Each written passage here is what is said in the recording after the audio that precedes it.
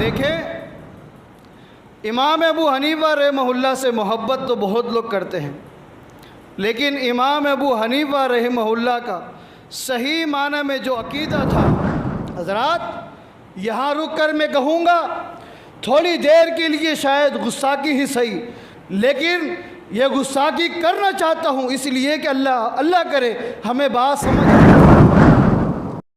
رب زدنی علما رب زدنی علما اللہم رب زدنی علما وعملا اللہم انفعنا بما علمتنا وعلمنا ما ينفعنا وزدنا علما سبحانك لا علم لنا إلا ما علمتنا إنك أنت العليم الحكيم۔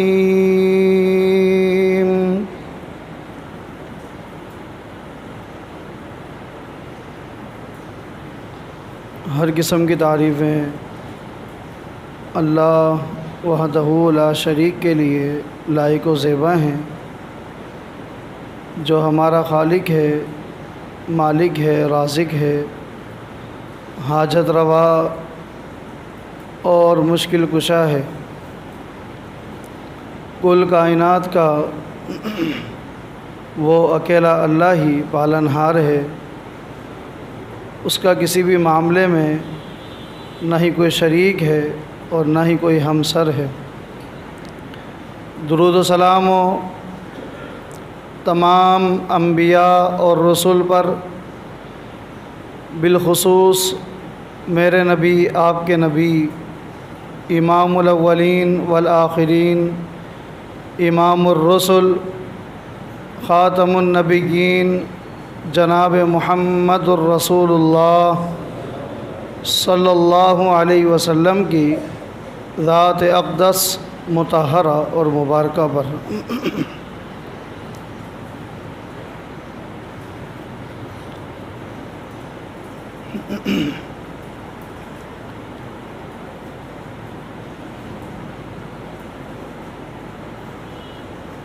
ایک حدیث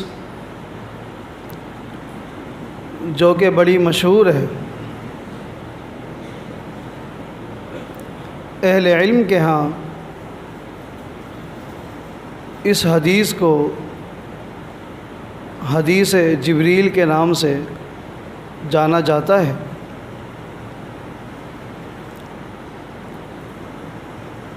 تمام ملائکہ کے سردار جبریل امین انسانی شکل میں ایک مرتبہ رسول کریم صلی اللہ علیہ وسلم کے پاس تشریف لاتے ہیں اور آ کر چند سوال کیے، اسلام کے بارے پوچھا،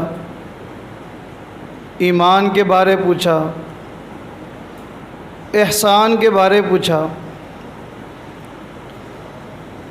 رسول اکرم صلی اللہ علیہ وسلم تمام سوالوں کے جواب دیتے گئے اور آگے سے جبریل امین ان جوابوں کے حوالے سے تصدیق کرتے رہے کہ صدقتا، آپ نے بالکل صحیح فرمایا ہے، اس سوال کا جواب یہی بنتا ہے۔ اس کے بعد ایک اور سوال کرتے ہیں، متی الساعۃ یا رسول اللہ صلی اللہ علیہ وسلم، اللہ کے رسول صلی اللہ علیہ وسلم قیامت کب آئے گی؟ نبی علیہ الصلوۃ والسلام فرماتے ہیں، مل مسئول عنہا بأعلم من السائل، اس سوال کا جواب جس طرح آپ کے پاس نہیں ہے، میرے پاس بھی اس سوال کا جواب نہیں ہے۔ سوال پوچھنے والے تمام ملائکہ کے سردار، تمام فرشتوں کے سردار جبریل امین ہیں، ان کو بھی نہیں پتہ کہ قیامت کب آئے گی، اور جواب دینے والے پوری کائنات کے امام کائنات، امام الانبیاء جناب محمد الرسول اللہ صلی اللہ علیہ وسلم ہیں۔ آپ کو بھی نہیں پتہ کہ قیامت کب آئے گی، بلکہ ایک دن ایک شخص نے آ کر پوچھا تھا کہ آپ مجھے قیامت کا وقت بتا دیں کہ قیامت کس وقت آئے گی۔ نبی علیہ الصلوۃ والسلام نے فرمایا تھا علمها عند ربی لا یجلیها لوقتها الا هو، قیامت کب آئے گی اس کا علم صرف اور صرف اللہ تعالیٰ کے پاس ہے، کیونکہ اس کا تعلق علم غیب کے ساتھ ہے، اور علم غیب صرف اور صرف اللہ تعالیٰ کی صفت ہے۔ یہ صفت نہ کسی فرشتے کی ہے، نہ کسی نبی کی ہے، نہ کسی ولی کی ہے۔ قیامت کب آئے گی اس کا تعلق علم غیب کے ساتھ ہے، اور علم غیب اللہ تعالیٰ کی صفت ہے۔ بلکہ ایک دن ایک خلیفہ ابو جعفر منصور نے خواب دیکھا تھا، اور خواب کے اندر ملک الموت سے ملاقات ہوئی، روح قبض کرنے والے فرشتے سے، جسے عام طور پر اسرائیل کہا جاتا ہے۔ قرآن و حدیث میں ملک الموت کے نام سے اس کا ذکر آیا ہے۔ ملاقات ہوئی تو خلیفے نے پوچھا تھا کہ میری موت کب آئے گی؟ آپ کا کام ہی لوگوں کی روح قبض کرنا ہے، میرے حوالے سے مجھے بتا دیں کہ موت کب آئے گی، میری روح کس وقت کس دن آپ قبض کریں گے۔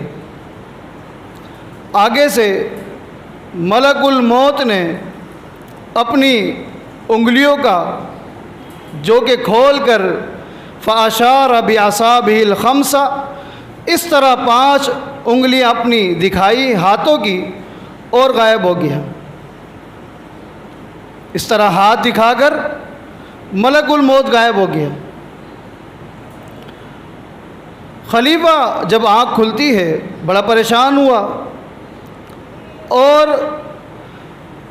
مختلف علماء کرام سے رابطے رکھے۔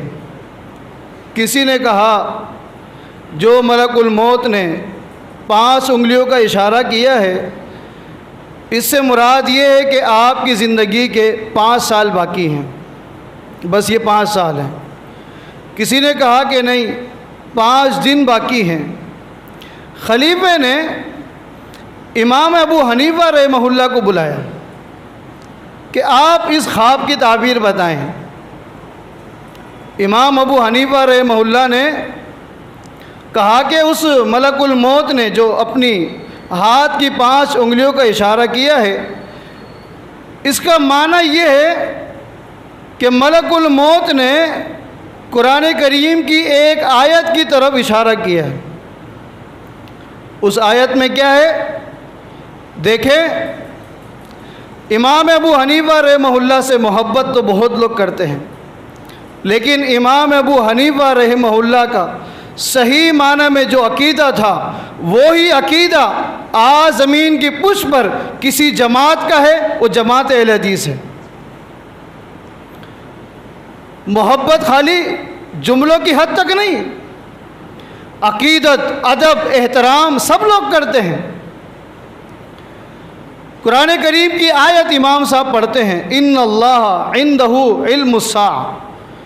اللہ تعالیٰ نے اس آیت کے اندر جو سورہ لقمان کی آخری آیت ہے، 5 چیزوں کا ذکر کیا ہے ان 5 چیزوں کا علم اللہ تعالیٰ کے علاوہ کسی کے پاس نہیں۔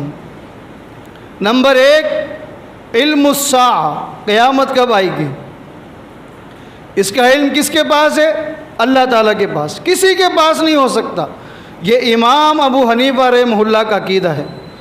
وَيُنَزِّلُ الْغَيْثَ، بارش کب آئے گی، کس وقت آئے گی، کس لمحے میں آئے گی، اللہ تعالیٰ کے علاوہ کوئی نہیں جانتا۔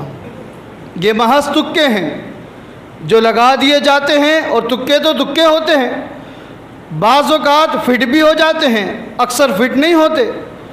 گزشتہ دنوں آپ نے دیکھا ہوگا جو بارشوں کے حوالے سے پیشین گوئیاں تھیں، کیا بنا؟ کراچی میں اس طرح کی بارش ہے، یہ ہونا ہے، یہ ہونا ہے۔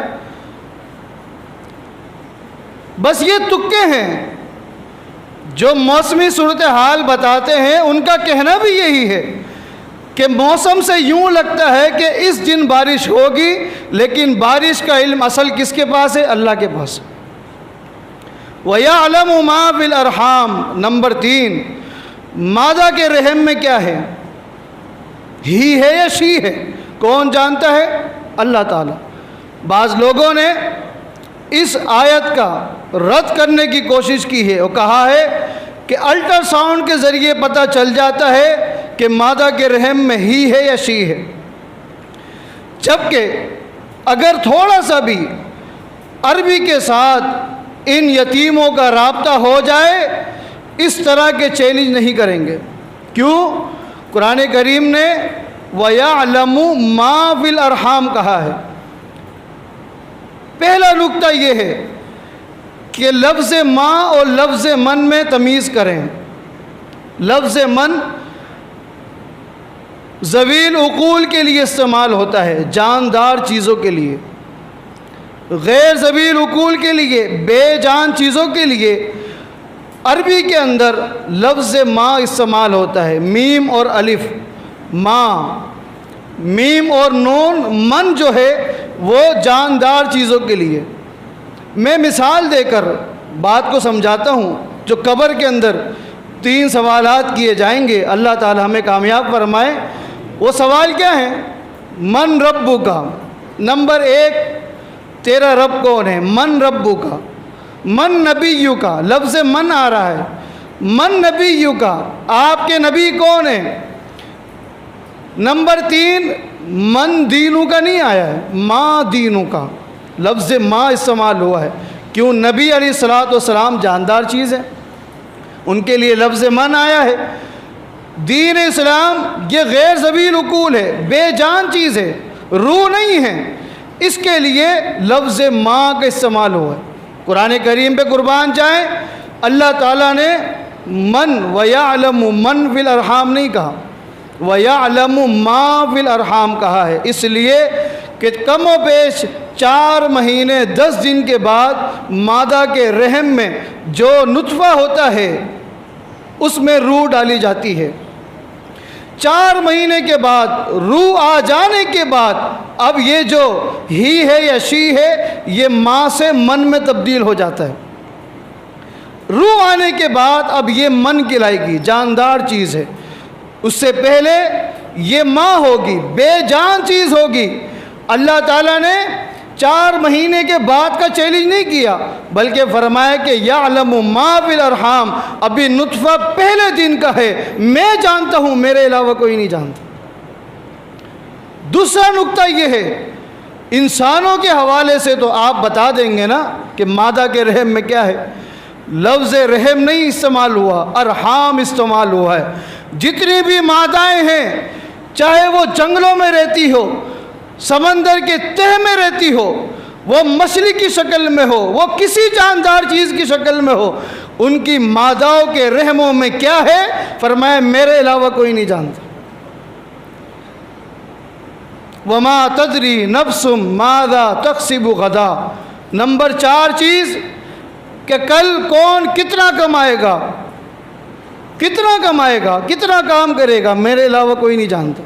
وَمَا تَدْرِي نَفْسٌ بِأَيِّ أَرْضٍ تَمُوتُ، خلیفے کا جواب بھی اس آیت کے اندر ہے، کس کی موت کہاں اور کب آئے گی، اللہ فرماتے میرے علاوہ کوئی نہیں جانتا۔ تو قیامت کب آئے گی؟ اس کا علمھا عند ربی، کس کے پاس ہے؟ یہ مسلمانوں کا عقیدہ ہونا چاہیے۔ علم غیب صرف اور صرف اللہ تعالیٰ کی صفت ہے، کسی اور کی نہیں ہو سکتی۔ رسول کریم صلی اللہ علیہ وسلم کے پاس جو علم تھا، اس علم کا نام علم وحی ہے، علم غیب نہیں ہے۔ یہی وجہ ہے آپ جب بھی کوئی بات ارشاد فرماتے، ساتھ یہ بھی فرماتے جبریل امین نے آ کر مجھے بتلایا ہے۔ نبی علیہ السلام فرماتے ہیں مل مسئول عنہا بأعلم من السائل، جس طرح جبریل کو نہیں پتہ، مجھ محمد صلی اللہ علیہ وسلم کو بھی نہیں معلوم کہ قیامت کب آئے گی۔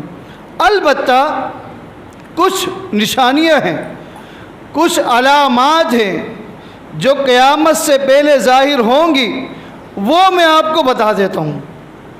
وہ کیا ہے؟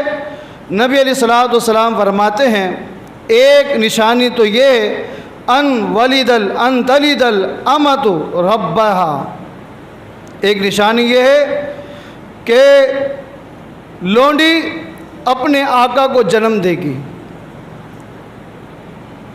فذاک من اشراط الساعہ، جب یہ آ جائے، یہ نشانی ظاہر ہو جائے کہ لونڈی اپنے آقا کو، اپنے مالک کو جنم دے، سمجھ لینا قیامت قریب ہے۔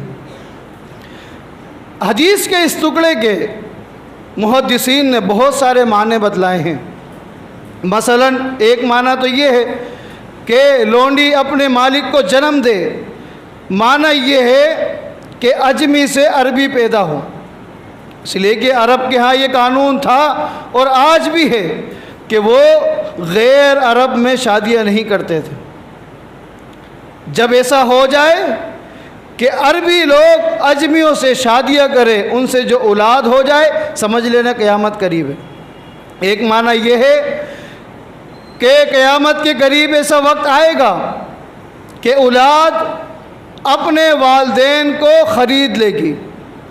ماں باپ جب بچہ چھوٹا تھا وہ کسی طرح بک گئے، اب بڑا ہونے کے بعد اس کی اولاد نے اپنے والد یا والدہ کو خرید لیا، تو اس بیٹے کے والد یا والدہ کیا ہوئے؟ غلام۔ یا ایک معنی یہ کیا کہ وہ شخص اپنی ماں کو خرید لے، اس کی والدہ جنگی قیدی بن گئی یا کسی طرح بک گئی، اب اس کو معلوم نہیں تھا کہ یہ خاتون میری ماں ہے، اس کو خرید لے اور اس کے ساتھ نکاح بھی کرے، قرب قیامت یہ بھی ہوگا۔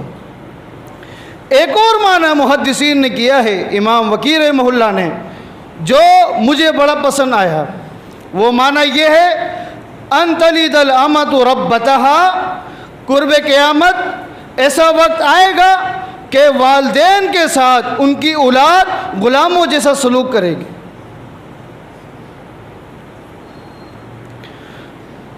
بیٹی اپنی ماں کو لونڈی سمجھے گی، جس طرح ایک لونڈی کے ساتھ سلوک کیا جاتا ہے، بات کی جاتی ہے، قرب قیامت ایسا ہوگا کہ ماں کے ساتھ بیٹی اس طرح رویہ رکھے گی، بیٹا اپنے باپ کے ساتھ غلاموں جیسا سلوک کرے گا، بات بات پر جھڑک دے گا۔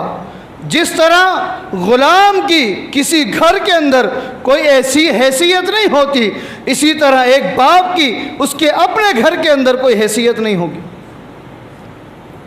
یہ وقت آ جائے کہ ماں باپ کے ساتھ غلاموں جیسا سلوک کیا جائے، سمجھ لینا کسی بھی وقت قیامت آ سکتی ہے۔ آج یہ دور ہے کہ نہیں؟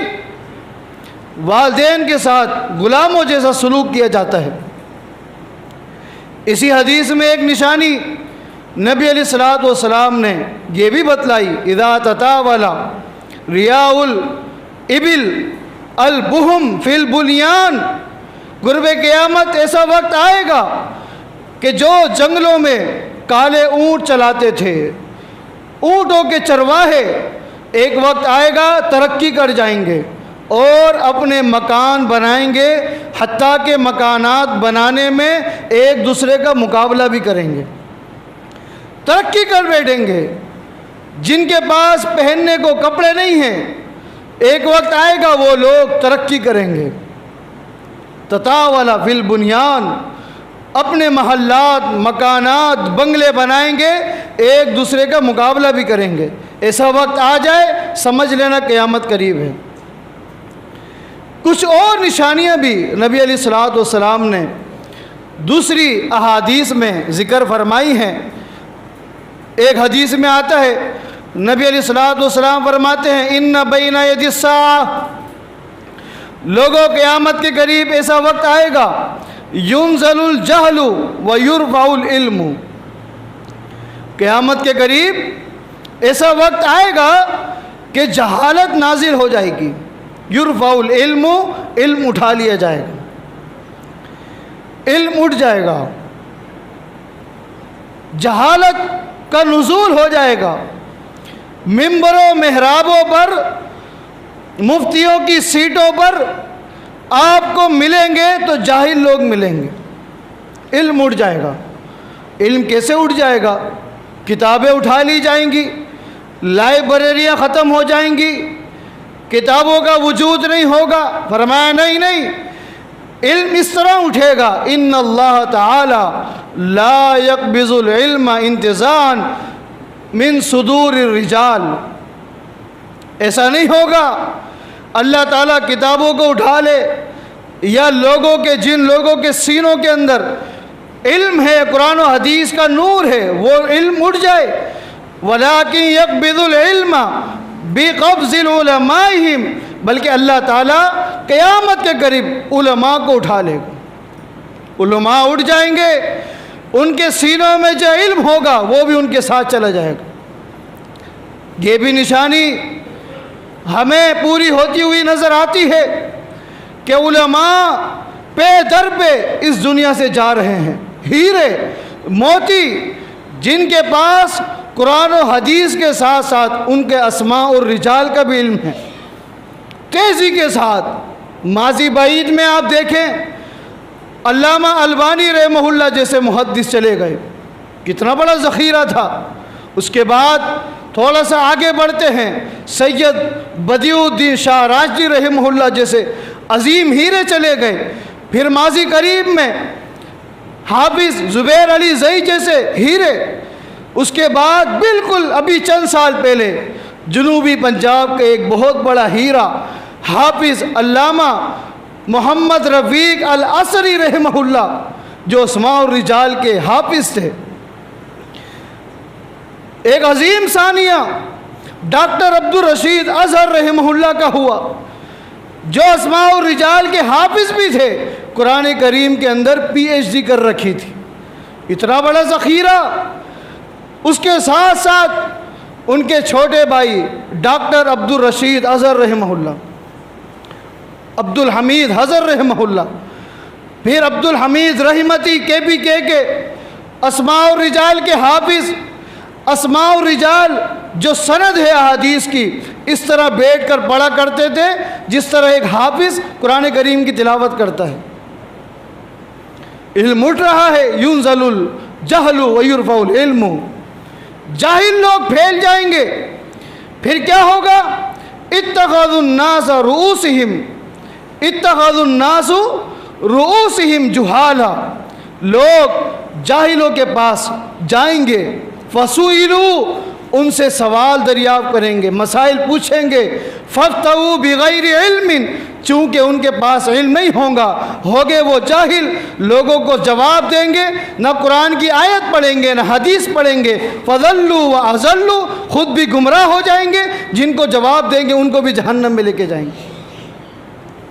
आज ये निशानी भी पूरी हो रही है। एक एक करके उलमा जा रहे हैं, गद्दी नशीन बने हैं जाहिल लोग। जाहिलों से सवाल पूछा जाता है, कुरान और हदीस का इल्म नहीं होता, अपनी अकल से, लोगों की राय से, अटकल पच्चू से लोगों को जवाब देते हैं। नतीजतन ये उम्मत गुमराही की दलदल में जा रही। आलिम कौन होता है? इल्म की शान क्या है? आलिम वो है, ये नुक्ता ज़हन नशीन करें, आलिम सिर्फ वो है, इल्म वाला वो है جس کے پاس اگر سوال لے کر جایا جائے، اگر اس کو اس سوال کا جواب نہ آتا ہو، وہ کہہ دیتا ہے اللہ عالم، اللہ جانتا ہے، میرے پاس علم نہیں ہے۔ سمجھ جاؤ یہ عالم ہے، اس میں کوئی توہین نہیں ہے، اس میں کوئی بے ادبی نہیں ہے۔ میں آپ کو ایک امام کا تعارف کرواتا ہوں، جس امام کے پاس لوگ دور دراز کا سفر کر کے، تقریباً 6 مہینے کا سفر کر کے لوگ آئے اور اپنے سوال لے کر آئے۔ علاقے کے جتنے پیچیدہ مسائل تھے، کم و بیش 40 کے قریب مسائل لے کر امام صاحب رحمہ اللہ کے پاس آتے ہیں۔ یہ سوال ہے، یہ سوال ہے، ایک ایک کر کے سوال کرتے گئے۔ امام صاحب رحمہ اللہ کہتے ہیں ان سارے سوالوں کا میرے پاس علم نہیں ہے، صرف 40 سوالوں میں 4 سوالوں کا جواب دیتے ہیں، باقی کے بارے یہی فرماتے ہیں اللہ عالم، اللہ جانتا ہے۔ اتنے بڑا عالم، یہ عالم کون ہے؟ جس کے بارے اللہ کے پیغمبر نے فرمایا تھا یوشک ان یضرب الناس، لوگوں ایک وقت آئے گا لوگ اونٹوں پر سوار ہو کر عالم کو تلاش کرنے کے لیے نکلیں گے، اتنا ڈھونڈیں گے، اتنا تلاش کریں گے، حتیٰ کہ ان اونٹوں کے کلیجے بھی خشک ہو جائیں گے۔ آپ کو معلوم ہے اونٹ کے اندر یہ کوالٹی اللہ تعالیٰ نے رکھی ہے، تقریباً ایک ہفتے کا پانی وہ سیو کر لیتا ہے، وہ پانی بھی خشک ہو جائے گا، اونٹوں کے کلیجے خشک ہو جائیں گے، عالم نہیں ملے گا۔ یطلبون العلم، علم کی تلاش میں وہ عالم لوگ، علماء نکلیں گے، ہم سے بڑا کوئی عالم مل جائے، لا یجدون عالما اعلم بعالم المدینہ، پوری دنیا کا چکر لگائیں گے، سب سے بڑا عالم اگر ان کو ملے گا مدینۃ الرسول میں ملے گا۔ یہ عالم کون ہے؟ جس کے بارے یہ پیشین گوئی کی گئی، تمام محدثین کا اتفاق ہے اس عالم کا نام، امام کا نام امام مالک رحمہ اللہ، امام دار الہجرہ، مدینہ کے امام مالک رحمہ اللہ ہے، جن کے پاس تمام علماء سے زیادہ علم تھا۔ حضرات یہاں رک کر میں کہوں گا، تھوڑی دیر کے لیے شاید گستاخی ہی صحیح، لیکن یہ گستاخی کرنا چاہتا ہوں اس لیے کہ اللہ کرے ہمیں بات سمجھ آ جائے۔ آج لوگوں نے امامت کے منصب بھی خود دیے، امامت کے منصب بھی خود دیے، پھر ان کے القاب بھی خود دے دیے۔ یہ اتنے بڑے عالم ہیں جس کے بعد شریعت کا جو علم انہوں نے سمجھا ان کو القاب بھی دے دیے، جی یہ امام اعظم ہیں، جبکہ امام اعظم سب سے بڑے امام دین کے شریعت کے وہ صرف اللہ کے رسول تھے صلی اللہ علیہ وسلم۔ اگر علم شریعت کا بھی امام لگایا جائے، کیونکہ شریعت کا امام آپ کے علاوہ کوئی نہیں ہو سکتا، ابو بکر، عمر، عثمان، علی، امام مالک، امام شافعی، امام احمد بن حنبل، امام ابو حنیفہ رحمہ اللہ، یہ سارے ان میں سے کوئی بھی شریعت کا امام نہیں ہو سکتا، البتہ علم شریعت کے امام ہو سکتے ہیں۔ علم شریعت کا امام بھی اگر کسی کو دیکھا جائے، کیونکہ اللہ کے رسول نے کسی امام کا نام نہیں لیا، کسی اور علاقے کا نام نہیں لیا کہ وہ مکہ کا امام ہوگا، وہ کوفہ کا امام ہوگا، کسی اور علاقے کا نام، ایک ہی علاقے کا نام لیا ہے، ایک ہی شہر کا نام لیا ہے، وہ کائنات کے امام محمد رسول اللہ صلی اللہ علیہ وسلم کا اپنا شہر مدینہ ہے۔ یہاں کے امام کون ہیں؟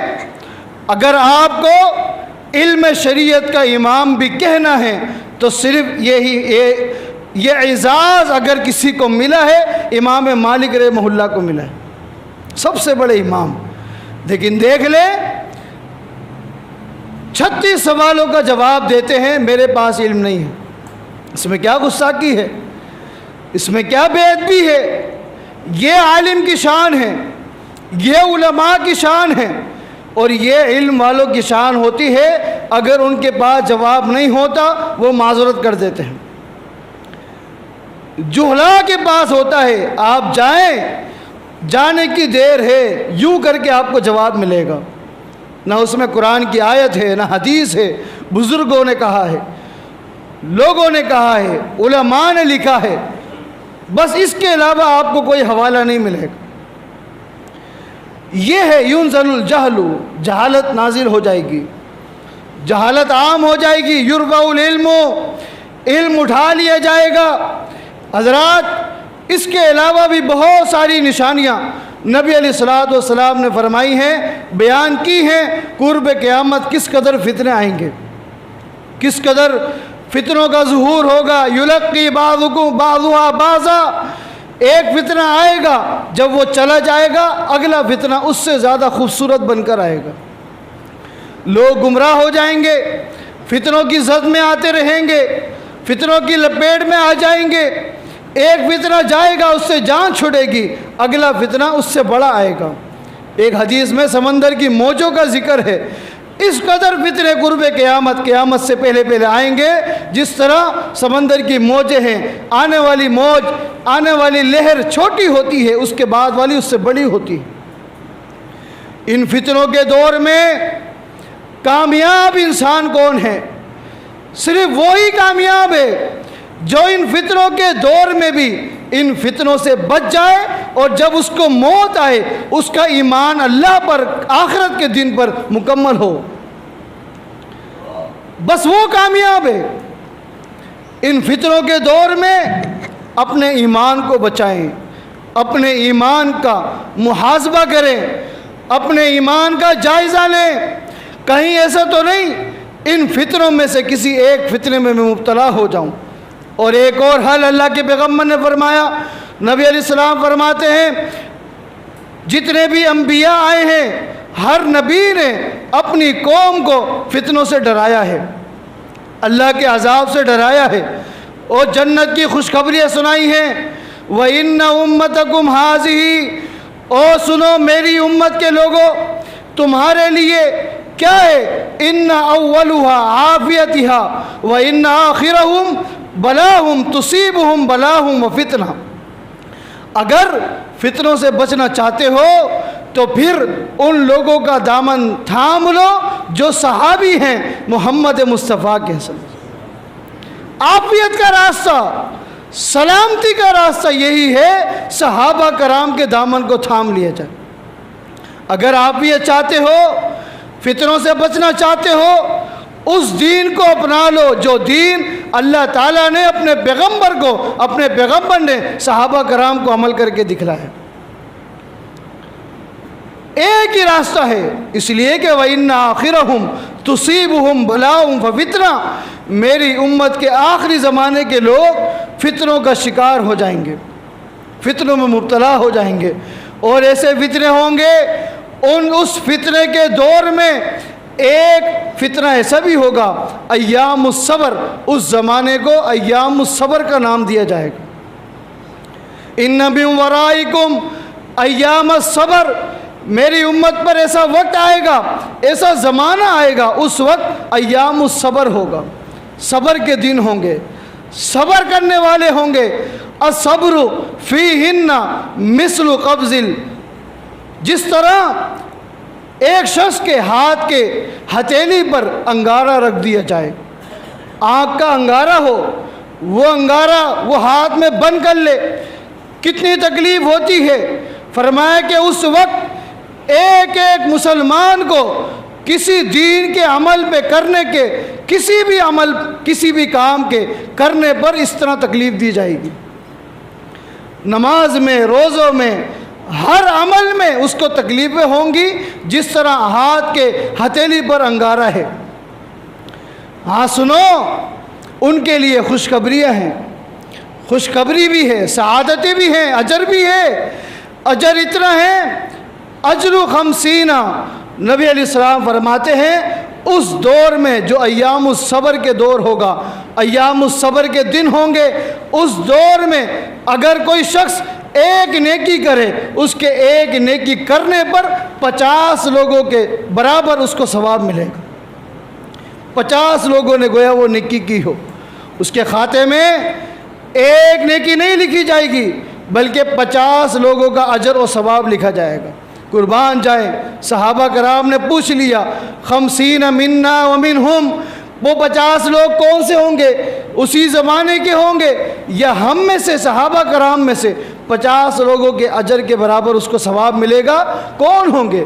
نبی علیہ السلام فرماتے ہیں بل اجر 50 منکم، اس زمانے کے نہیں ہوں گے۔ اگر اس زمانے کا کوئی شخص ایک نماز پڑھے اس کو صحابہ کرام جیسے 50 صحابہ کے برابر نماز کا اجر و ثواب ملے گا۔ اتنا اجر و ثواب تو ہے، لیکن اندازہ تو کریں اس وقت دور کیسا ہوگا، کتنا مشکل ہوگا کسی کو نیکی کی دعوت دینا، کسی کو برائی سے روکنا، کس طرح مشکل ہوگا۔ حضرات ان مشکلات کا صرف ایک ہی حل ہے، ان عافیتھا فی اولھا۔ صحابہ کرام کے دور میں جو دین تھا قرآن و حدیث کے علاوہ صحابہ کرام کے دور میں کوئی دین نہیں تھا۔ اگر آج بھی قیامت سے پہلے جتنے فتنے آئیں گے ان کا سامنا کرنا ہے، اپنے آپ کو اپنی اولاد کو قرآن و حدیث کے ساتھ جوڑ کے رکھیں۔ ایک ہی راستہ ہے، ایک ہی حل ہے۔ اس لیے نبی علیہ السلام نے جنتی گروہ کا بھی جب تعارف کروایا تھا یہی فرمایا تھا ما انا علیہ واصحابی، جنت میں ہر وہ شخص جائے گا جس طرح آج جس دین پر میں عمل کرتا ہوں آج کے دن اور میرے صحابہ عمل کرتے ہیں، وہ شخص قیامت تک آنے والے جتنے لوگ اس دین پر رہیں گے وہ جنتی گروہ ہیں۔ دیکھیں کون ہیں؟ صحابہ کرام جیسا مزاج، عقیدہ، صحابہ کرام جیسے اعمال کس جماعت کے پاس ہے، اس جماعت کو تلاش کیجئے، جڑ جائیے، قرآن و حدیث کو پھیلانے میں علماء کے ساتھ جڑ جائیے، رابطہ رکھیں، اور بالخصوص ان فتنوں سے بچنے کے لیے اپنی اولادوں کو علم سکھائیں، قرآن و حدیث کا تعارف کروائیں، قرآن و حدیث کی دعوت دینے والوں کے ساتھ اپنی اولادوں کو جوڑ دیں، ان مدارس کے ساتھ، ان مراکز کے ساتھ اپنی اولادوں کا اور اپنے آپ کا رابطہ رکھ لیں جہاں قرآن و حدیث کے علاوہ کوئی تیسری چیز نہیں سکھلائی جاتی۔ اسی میں عافیت ہے، اسی میں نجات ہے۔ اللہ تعالی ہم سب کو قرآن و سنت پر عمل کی توفیق عطا فرمائے۔